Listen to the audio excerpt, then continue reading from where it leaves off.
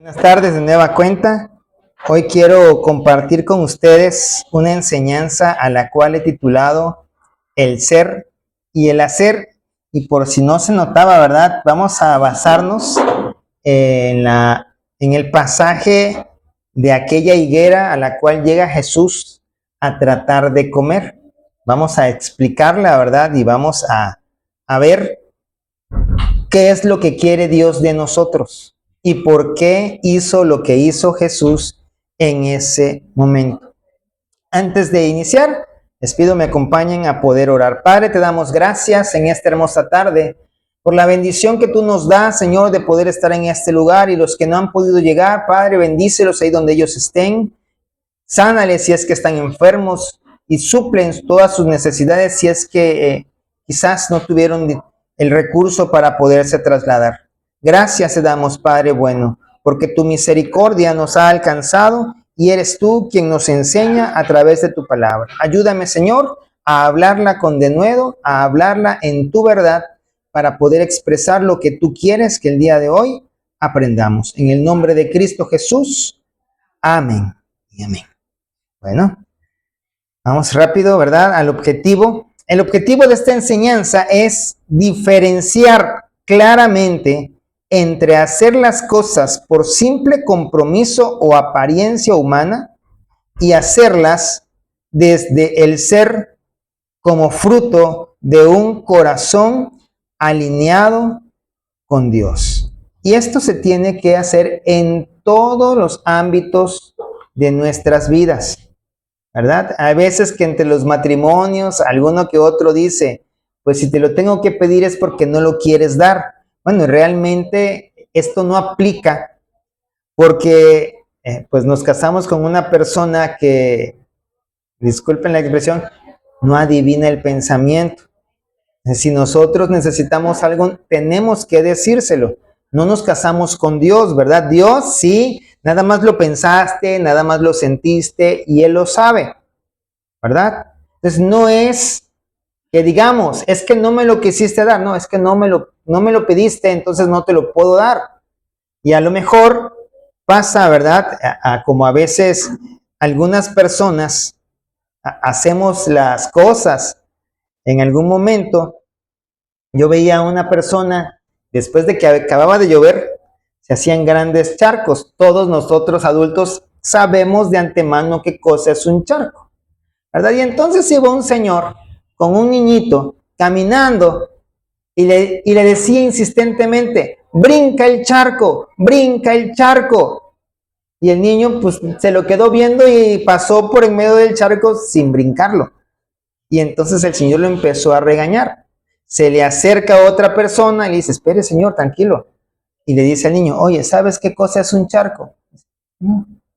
A veces sí pedimos las cosas, pero no decimos cómo y no explicamos el qué o el por qué o el para qué, ¿verdad?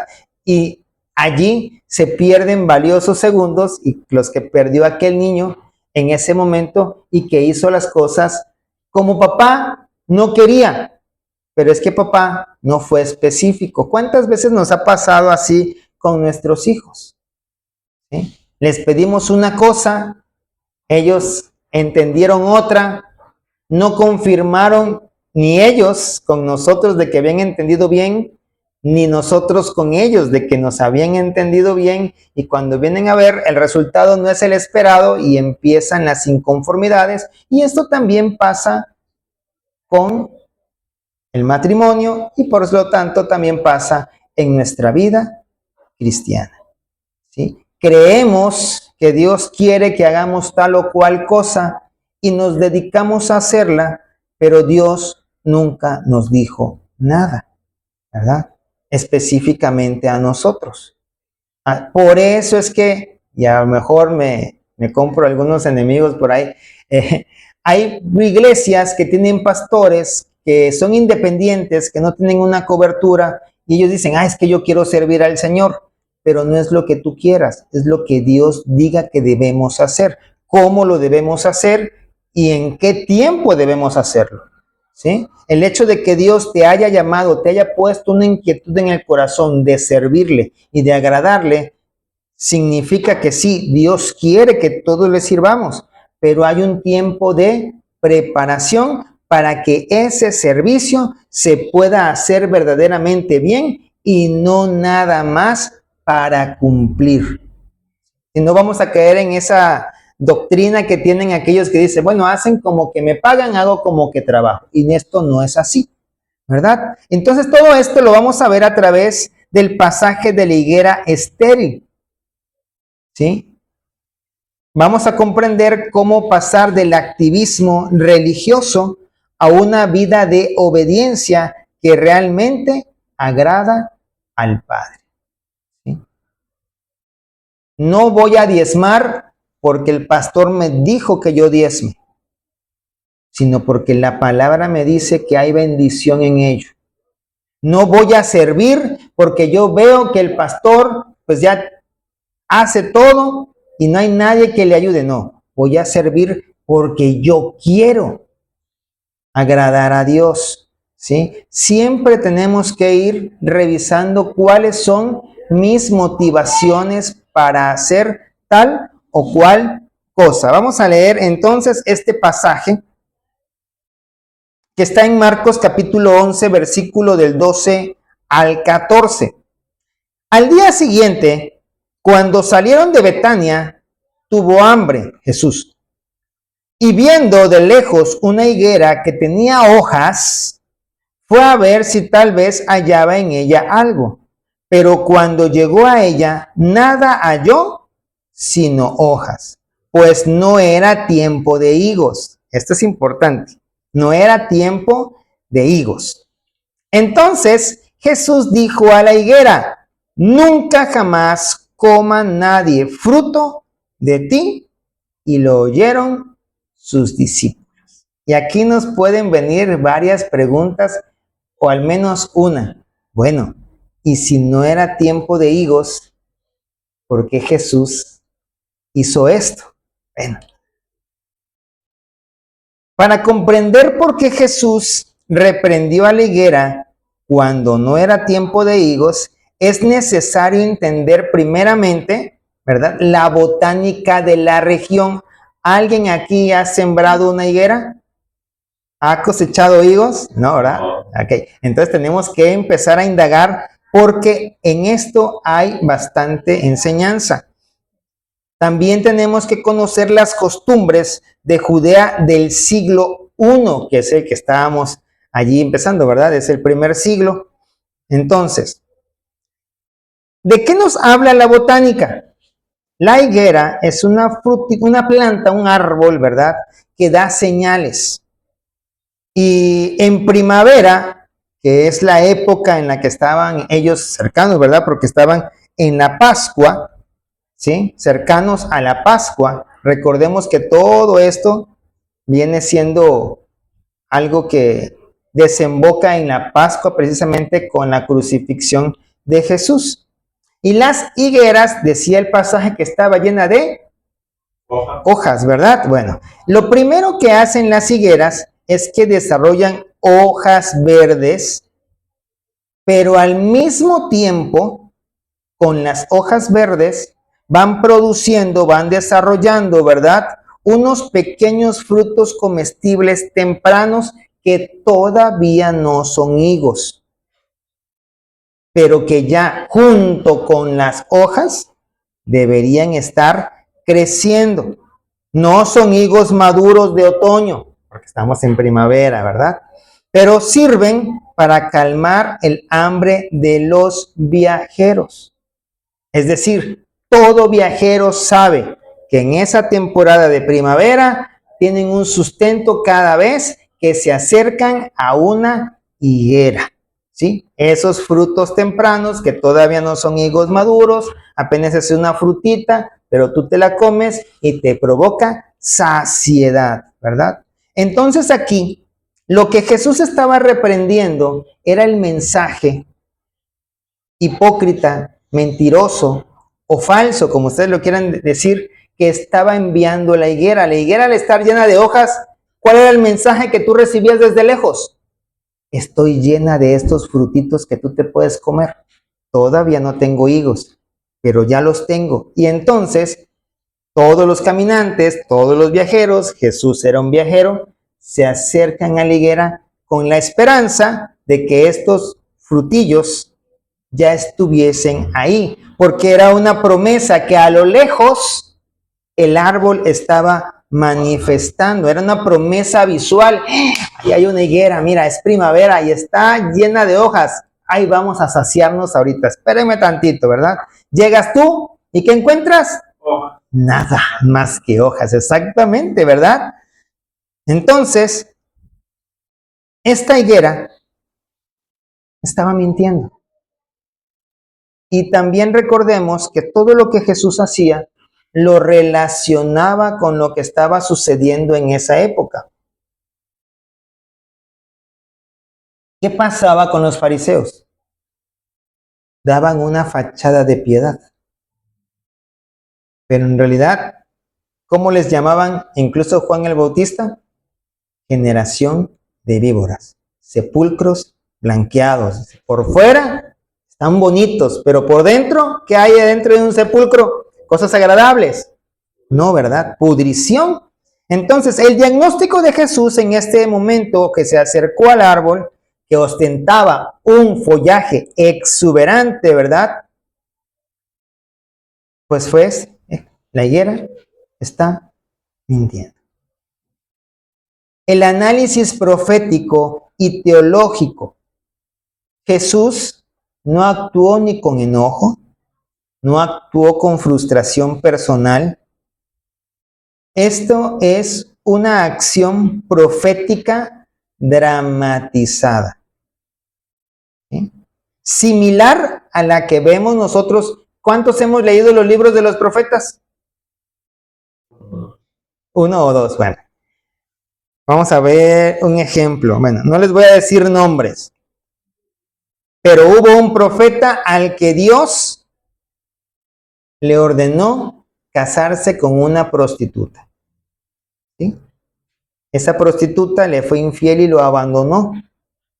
Y después Dios le pide que la vaya a buscar, que le declare nuevamente su amor, que la vaya a buscar, a pesar de que era prostituta, a pesar de que ya le había sido infiel otra vez después de haberse casado, que la regresara y la tratara de nuevo como esposa. Esto es algo profético, que es lo que el pueblo de Israel había estado haciendo. Se había estado prostituyendo con dioses falsos, se habían apartado de él, pero él enviaba a su profeta a regresarle y decirle: ¿sabes qué? Tú eres la niña de mis ojos.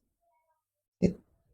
Hubo otro profeta al cual le mandó descubrir su parte baja trasera. También era un acto profético, ¿verdad? De la humillación que el pueblo se estaba arrastrando a sí mismo. No estaban humillando a Dios, estaban humillándose a sí mismos. Hubo otro, ¿verdad?, que le ordenó recostarse durante mucho tiempo sobre un costado. Y así muchas y muchas cosas que Dios daba proféticamente, pero con una dramatización. Entonces, lo que estaba haciendo Jesús era una acción profética dramatizada. Este pasaje está enmarcado entre la entrada triunfal. Bueno, los que estuvimos aquí en la escuelita bíblica sabemos cuál es la entrada triunfal, ¿verdad? Cuando Jesús entra montado en un burrito, ¿sí? Y la purificación del templo. Las hojas, en el caso de la higuera, representan justamente lo que en este tema vamos a hablar. La religiosidad, el hacer por cumplir, el no tener un compromiso, el ser pura apariencia, los rituales externos, como aquel, ¿verdad?, que solamente, bueno, hay un país, no voy a decir nombre para que si hay alguien de ese país escuchando cuando subamos el video no se dé por ofendido, pero hay un país de donde vienen los mejores perfumes. No digan nombres, pues. En ese país no tienen el privilegio que tú y yo tenemos: agua, para bañarse todos los días. Por lo tanto, tuvieron que crear los mejores perfumes para poder ocultar los olores. Lo mismo pasaba en tiempos de los caballeros que iban en caballo, ¿verdad? Valga la redundancia. ¿Se acuerdan ustedes que muchas veces en las producciones que hace Hollywood hay mujeres bien bonitas, bien guapetonas, ¿verdad? Que tienen unos vestidos amplios, hermosos y siempre traen un abanico y están bien así elegantes? Eso era pura apariencia. ¿Sí saben ustedes por qué llevaban vestidos amplios de muchas capas de tela? Porque no habían letrinas, no había agua, un sistema de drenaje como el que tú y yo tenemos. Por lo tanto, no se podían asear constantemente. La limpieza, pues no era la correcta, ¿verdad? Y usaban varias capas de tela para que los olores no salieran. Y después se tenían que estar abanicando para que el olor no les causara ningún estrago en su nariz, ¿sí? De lejitos se veían hermosas, pero te acercabas y ahí nos vimos, ¿verdad? Eran pura apariencia. Esto es lo que están representando esas hojas, una promesa de llenura. ¿Cuántas veces nosotros en nuestra vida cristiana hemos aparentado tener llenura? Pero cuando Dios se acerca a nuestro corazón, puede encontrar que en realidad no hacemos nada por obedecerle. Algunos van a poner pretextos para no congregarse, otros van a congregarse, pero no vamos a hacer las cosas como Dios quiere que las hagamos. Y estoy hablando no nada más de los que están enfrente de mí, también de los que estamos desde un púlpito. Podemos tener las mejores enseñanzas, las mejores predicaciones en internet, pero puede ser que todo esto sea pura apariencia. Por eso necesitamos decirle al Señor: escudriña mi corazón y ve si hay en él camino de perversidad, como decía el salmista. Siempre, nunca dar por sentado que estamos haciendo lo que Dios quiere que nosotros hagamos. Siempre estarle preguntando: Señor, ¿es de parte tuya hacer esto? Y entonces, cuando Él responde que sí, hazlo. Si Dios te respalda, aunque tú salgas de un lugar, Dios va a suplir todo lo que tú vayas a necesitar. Pero si Dios no te mandó salir, Dios dice: bueno, te fuiste por tu cuenta, vas solo, hijo. Si tú solito te mandas, pues ve, pero quedas solito. Si yo te mando, créeme, vas a tener mi respaldo en todo lo que hagas, ¿verdad? ¿Qué representa entonces el fruto que podemos ver? Perdón, me moví. El fruto que podemos ver en esta higuera. Ese fruto representa la fe genuina, una transformación real. Por eso la palabra dice: por sus frutos los conocerán. No por lo que lograste construir. Ay, ese era un tremendo pastor porque construyó un templo de 5 pisos. Mira qué bonito. Hasta se parece a la Catedral de Cristal en donde está Dante Hebel. No, eso no es lo que Dios va a utilizar para darte a ti y a mí un galardón. ¿Cuánto tiempo pasas orando en tu casa? ¿Cuánto tiempo pasas leyendo la palabra? ¿Cuánto tiempo pasas conociéndole a Él? ¿Te acuerdas cuando a los varones le hablo? Cuando querías conquistar a tu esposa, todos los días querías verla, ¿verdad?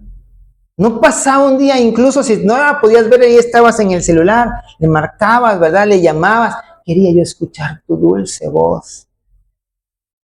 ¿Cierto? Ya se acordaron, ¿verdad? Nosotros nos estamos encaminando a unas bodas. La parte de la iglesia va a ser la novia. No toda la iglesia va a ser novia.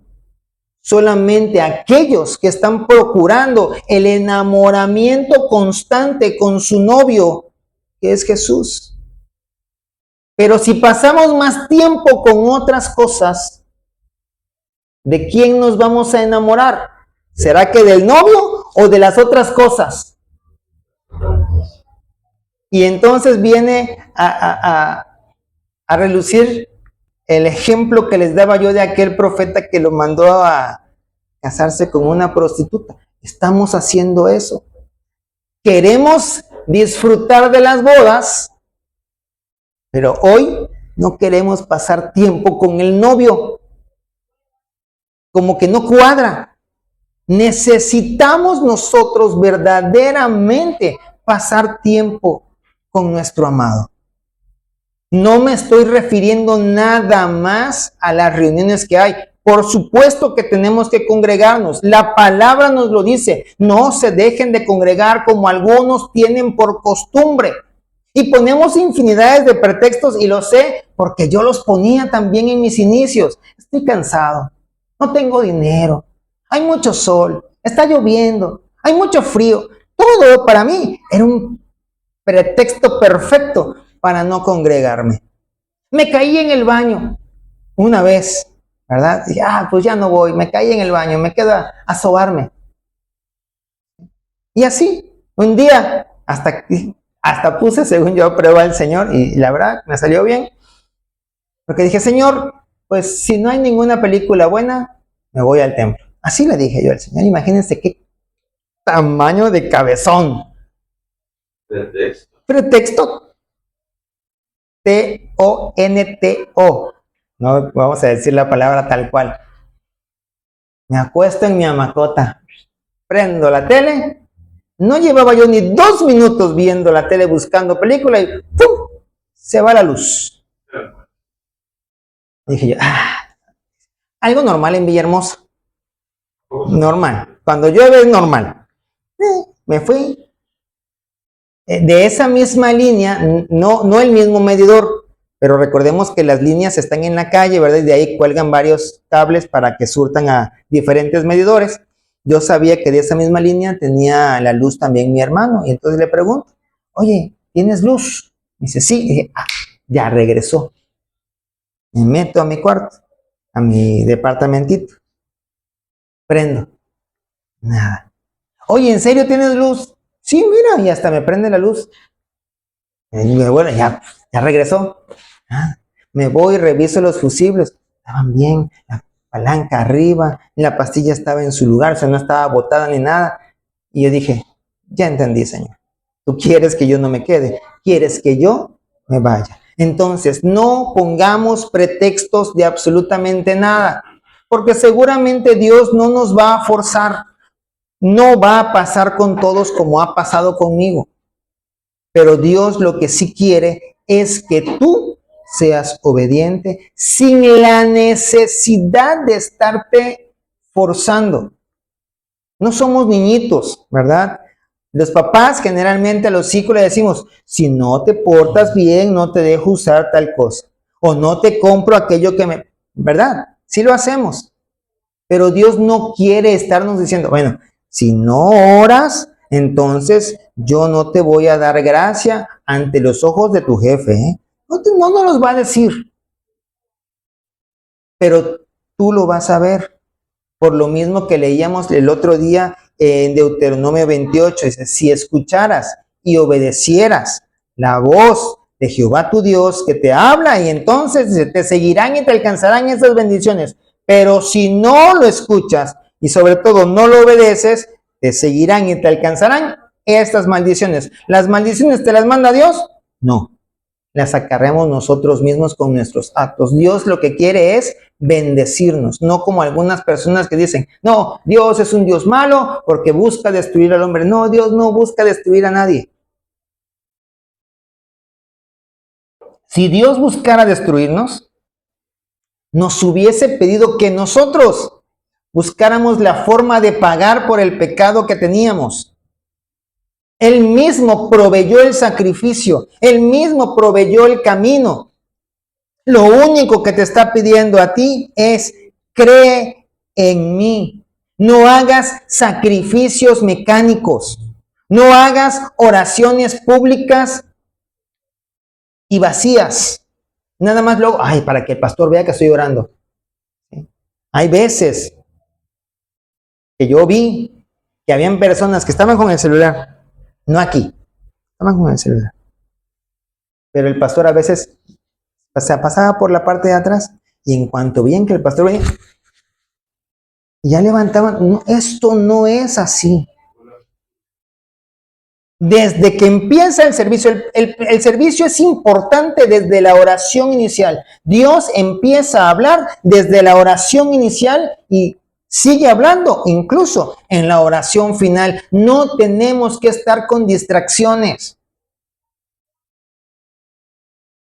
¿Verdad que es incómodo invitar a tu esposa a comer y que estén con el celular? ¿Qué quieres tú cuando sales con tu esposa? Ponerle atención, pasar un ratito con ella. Es lo mismo que quiere el Señor con nosotros. No quiere apariencia, no quiere sacrificios que yo lo daría, como dice el salmista. ¿Qué es lo que quiere Dios? Un corazón sincero, un corazón contrito y humillado, que venga realmente porque quiere escucharle, porque quiere tener esa coinonía con los hermanos, sin tener nada más. Quiere santidad y amor sincero.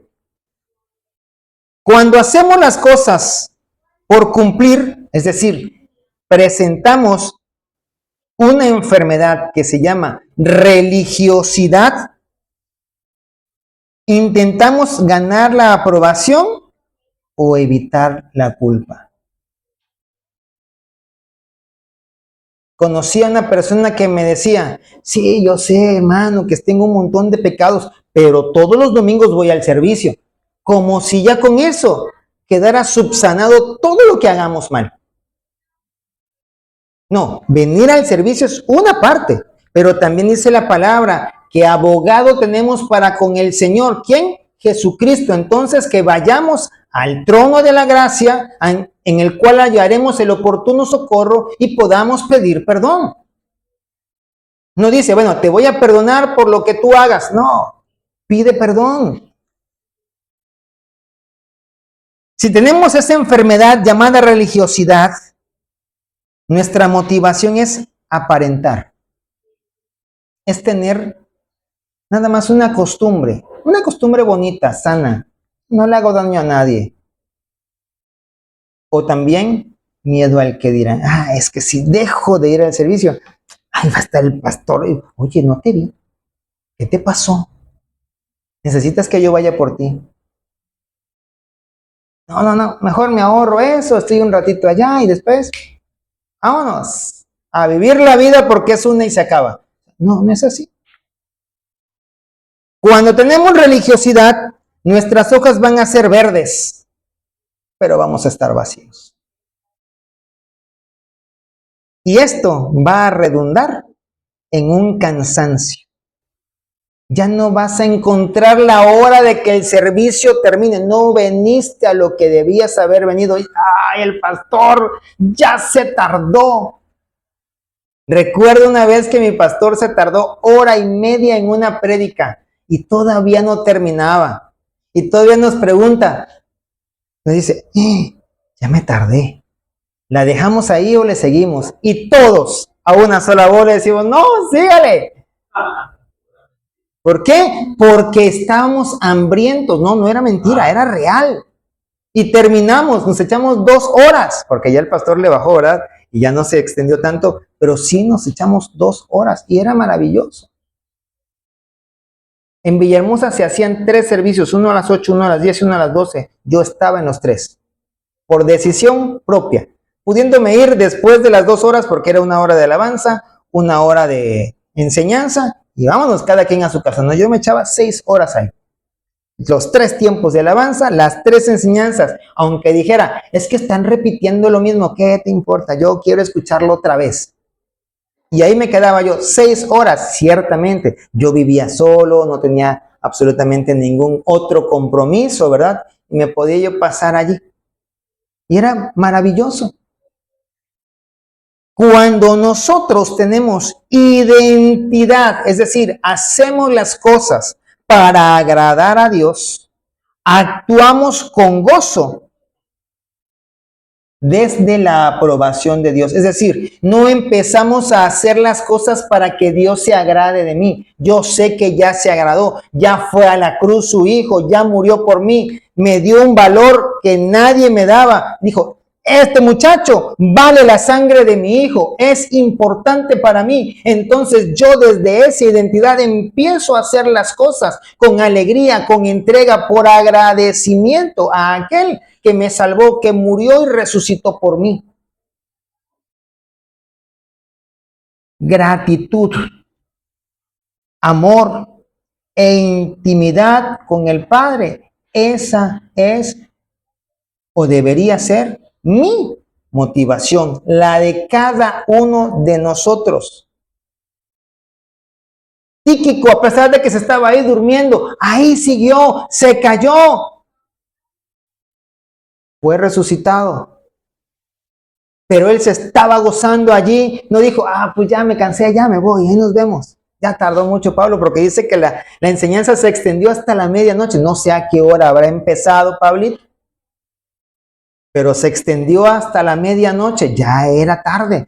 Todos se dedicaban a labores del campo. No es algo sencillo trabajar en el campo, ¿verdad?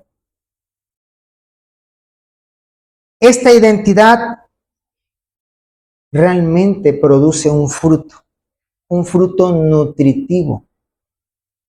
¿Por qué crees que Dios te puso en este lugar? ¿Para llenar un lugar vacío?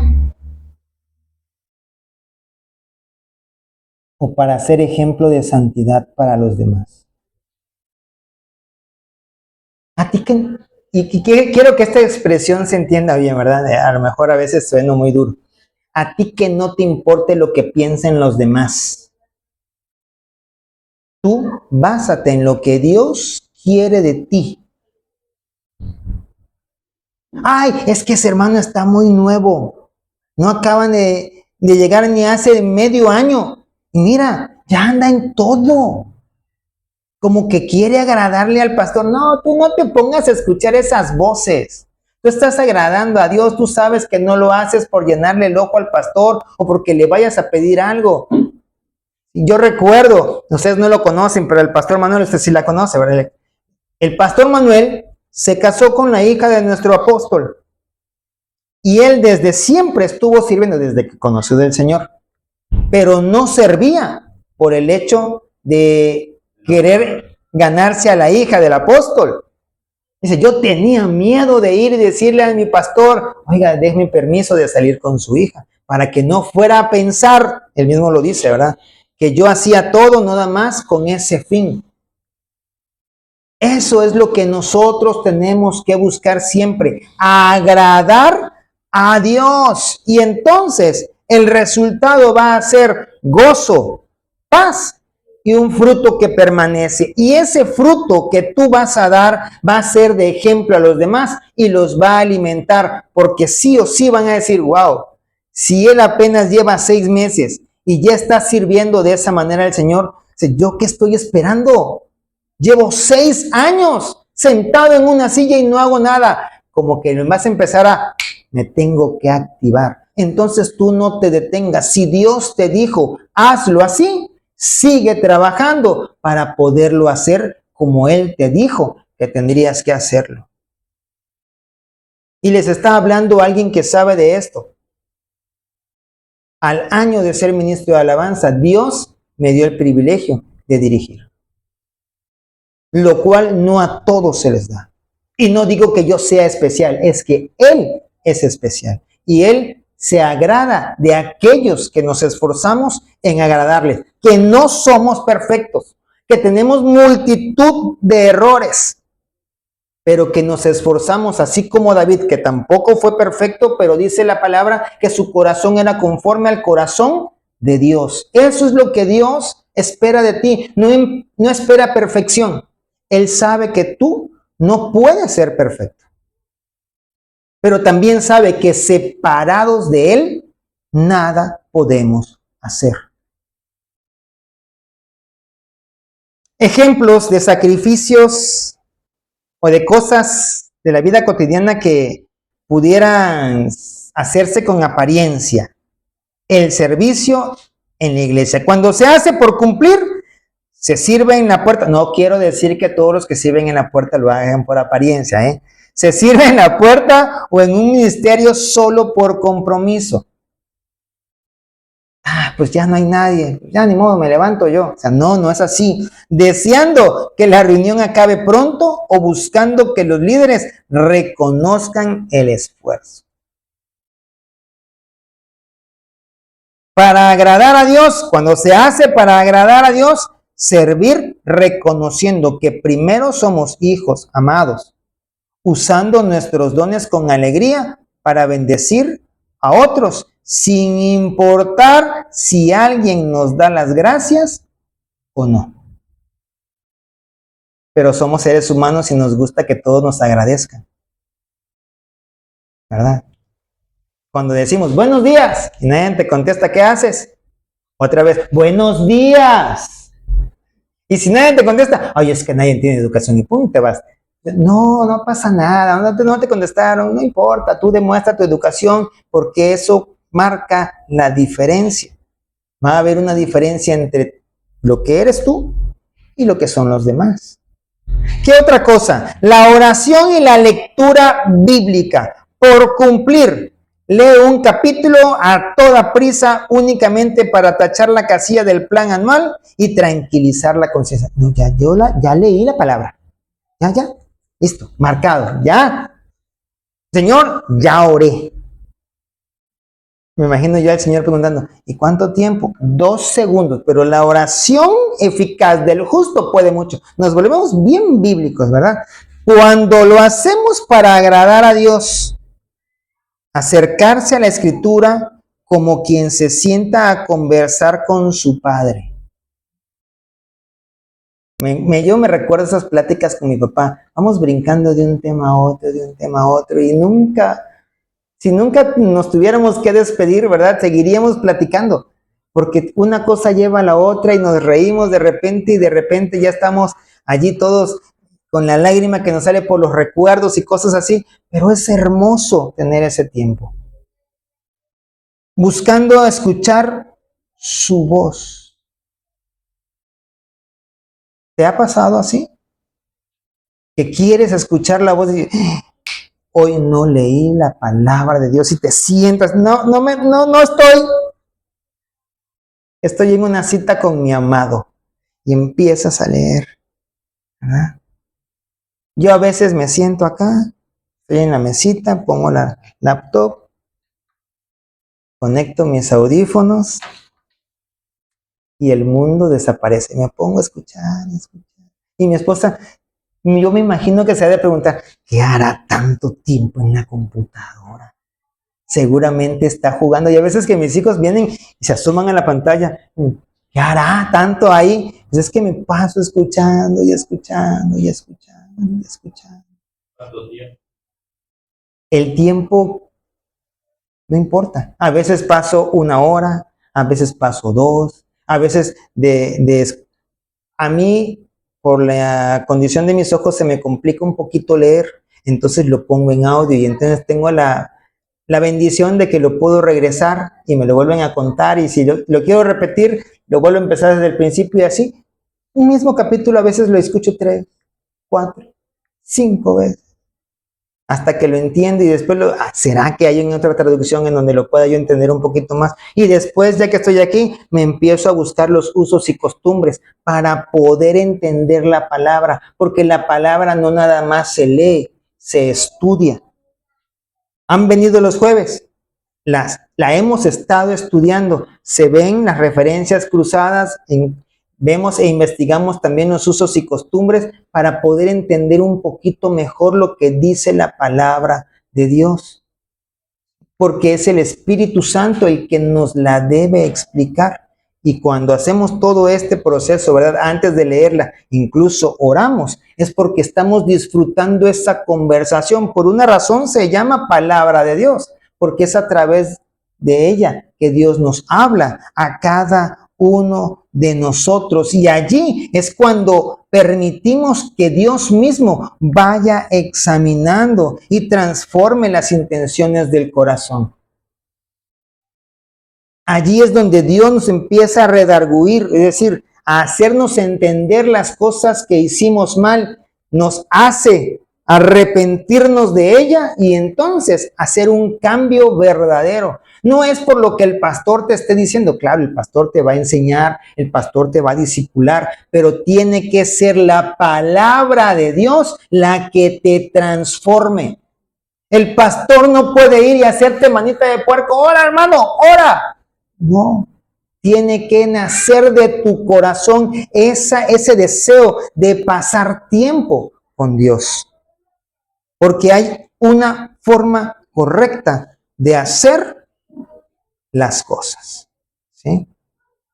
No podemos caer en la trampa del activismo religioso y pensar que el mucho hacer dentro de la congregación reemplaza la oración y la lectura de la palabra. No con esto quiero decir, no tienes que ayudar en la congregación. No, como Jesús le decía a los fariseos cuando hablaban acerca del diezmo, esto era necesario hacer sin dejar de hacer lo otro. Necesitamos apoyar dentro de la congregación, pero también necesitamos fortalecer nuestra relación con el Señor. ¿Qué debemos hacer entonces? Prioriza la raíz sobre las hojas. ¿Se acuerdan de la enseñanza que hablábamos de el cedro del Líbano? ¿Qué es la parte que primero crece en ese árbol? La raíz. Y es la que se fortalece, porque es la que va a mantener a ese árbol bien plantado, arraigado, y ningún viento de cambio, ninguna inundación lo va a mover de ahí. Necesitamos entonces tener identidad, ser antes de hacer. Yo no puedo empezar a hacer algo sin haberme identificado con el lugar en donde estoy. Y tu identidad es que eres un hijo de Dios. Juan capítulo 15, versículo del 4 al 5. Dice, permaneced en mí y yo en vosotros. Como el pámpano no puede llevar fruto por sí mismo si no permanece en la vid, así tampoco vosotros si no permanecéis en mí. Yo soy la vid, vosotros los pámpanos. El que permanece en mí y yo en él, este lleva mucho fruto, porque separados de mí nada podéis hacer. ¿Qué necesitas? ¿Quieres tener mucho fruto? ¿Qué necesitas hacer? ¿Lo estás haciendo ya hoy? Si la respuesta es sí, gloria a Dios, continúa así. Si la respuesta fue no, tenemos tiempo para modificar nuestro proceder. Las señales se empiezan a ver y la segunda venida del Señor está cada vez más cerca. No nos podemos dormir en nuestros laureles. Necesitamos no solamente servir en la iglesia, sobre todo fortalecer nuestra relación con el Señor siendo obedientes a su palabra. El fruto no se va a producir a la fuerza. Es la consecuencia natural de estar conectados a aquel que da la vida. Así como el árbol da fruto estando plantado en el piso, en el suelo, en la tierra, ¿verdad? Sus raíces profundizan, tienen todos los nutrientes, el agua, los minerales, y entonces florece hermoso. Lo mismo va a pasar contigo y conmigo. Cuando permanecemos tiempo con Él, va a suceder como sucedió con Moisés después de que bajó del monte. ¿Cómo se veía su rostro? Resplandeciente. Y la gente lo va a notar. ¿Qué otra cosa debemos hacer? Examina la motivación en tu corazón. Antes de empezar una tarea, pregúntate, ¿hago esto para ser visto? ¿Para calmar mi culpa? ¿O porque amo a Dios? ¿Por qué lo hacemos? ¿Ayudo a esta persona porque sé que al rato le voy a pedir ayuda? ¿O lo ayudo sinceramente porque yo sé que Dios me pidió que yo lo ayudara? Salmo capítulo 36, versículo 2. Él se lisonjea. ¿Alguien sabe qué significa lisonjear? Presumir. Él agarra, oh, mira, como, ¿se acuerdan creo que era el Pirurris? Decía, no, Paco Stanley decía, qué lindo soy, qué bonito soy, cómo me quiero. ¿Se acuerdan? Eso es lisonjearse, es echarse porras a sí mismo. ¿Sí? Él se lisonjea en sus propios ojos. Oh, yo soy buenísimo. Hasta que su iniquidad sea hallada aborrecible. La gente va a empezarse a exaltar hasta que te des cuenta cómo realmente es. Y esto es lo que no debemos permitir en nosotros, porque Dios, al estar conectados con Él, seguramente va a ir quitando toda nuestra maldad y nos va a hacer como Él es. Porque dice que la finalidad de todo cristiano es llegar a la estatura del varón perfecto. ¿Quién es el varón perfecto? Dios. Jesús, ¿verdad? Exactamente, que es Dios. Muy bien. ¿Qué otra cosa debo hacer? Haz todo con excelencia y devoción. Colosenses 3:23, y todo lo que hagáis, hacedlo de corazón, como para el Señor y no para los hombres. La excelencia bíblica no es perfeccionismo. Vuelvo a repetir lo que decía hace rato. Dios no está esperando que tú seas perfecto. Dios de antemano sabe que ni tú ni yo podemos ser perfectos, pero sí podemos tener una entrega sincera de lo mejor que tenemos en respuesta al amor de Dios. ¿Sí me expliqué? Empezamos a concluir. No sé cuánto tiempo llevamos, pero ya vamos a empezar a concluir. El crecimiento espiritual, el hecho de que crezcan en ti y en mí esos frutos deliciosos, suculentos, que pueden alimentar a otros, solamente va a ocurrir cuando tengamos intimidad con Dios, obediencia a su palabra, fidelidad hacia Él, no por estar sentados en una banca. Dios no anda buscando árboles con follaje impresionante que destaquen a la distancia. Dios busca vidas con fruto dulce que alimenten a un mundo necesitado. Hay mucha gente que está sufriendo, mucha gente que necesita amor, que no necesita juicio, que necesita tu amor, porque muchas veces las cosas que están haciendo es porque no recibieron ni el amor, ni la comprensión, ni fueron escuchados y probablemente fueron maltratados. Fue la manera en la que aprendieron a ser. Y entonces así son. Pero si conocen a alguien como tú, como yo, que les podemos mostrar con nuestra vida el amor de Dios, ellos pueden cambiar. Si te sientes fatigado por la carga del hacer mecánico, la invitación de Jesús hoy es volver al ser. Que ya no hagas, es que mamá me lleva. No, es que voy porque pues es que mi esposo ahí quiere estar. Ay, no, pues es que yo siempre he estado ahí, entonces ahí voy a estar y voy a permanecer y todos los demás van a ver que yo ahí estoy. No, que la motivación no sea esa. Que la motivación sea yo quiero ir porque ahí hay palabra de Dios, porque allí aprendo, porque allí Dios se manifiesta, porque allí durante las vigilias siento la presencia del Espíritu Santo. Entonces que esa sea tu motivación. Nunca se te vaya a ocurrir, ay, es que el pastor comparte re bonito. No, el pastor no comparte re bonito, ni siquiera sabe hablar ese pastor. No hablaría así si no fuera Dios hablando a través de él.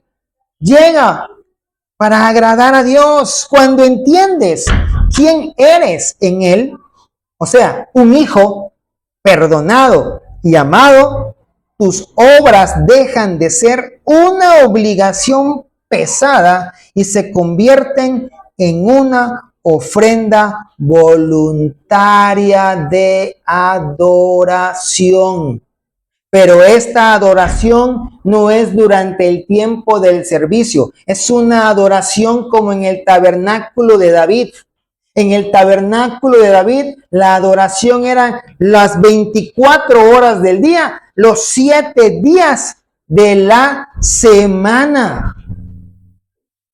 Yo voy a hablar como cristiano cuando el pastor esté cerca. No, siempre debes hablar como cristiano, porque Dios siempre te está escuchando. Para terminar, Romanos 12, versículo 1. Así que, hermanos, os ruego por las misericordias de Dios que presentéis vuestros cuerpos en sacrificio vivo, santo, agradable a Dios, que es nuestro culto racional. Hazlo por amor a Él. Hazlo por agradarle a Él. Hazlo por agradecimiento a Él. Yo te invito a que podamos orar para dar por finalizada esta enseñanza. Padre, te damos gracias en el nombre poderoso de Cristo Jesús y nos comprometemos, Señor. Primeramente, Señor, me arrepiento de corazón si en algún momento he hecho las cosas por apariencia, solamente para ser visto de los hombres y no de ti. Y me comprometo fielmente ante ti, Señor, a buscarte más, a orar más, a leer tu palabra mucho más de lo que ya lo estoy haciendo, a mostrar tu amor para con todos. Cuando todos estén en contra mía, yo les demostraré tu amor. Yo tendré misericordia, Señor, y les perdonaré. En el nombre de Cristo Jesús, gracias te doy. No quiero ser una higuera vacía, que solamente tenga un follaje frondoso y ante los ojos de los demás pueda verse bien. Quiero que cuando tú te acerques a mí, puedas encontrar ese fruto apacible. Ayúdame, Señor, a generar por medio de tu Espíritu Santo ese fruto en mi vida. En el nombre de Cristo Jesús. Amén. Amén.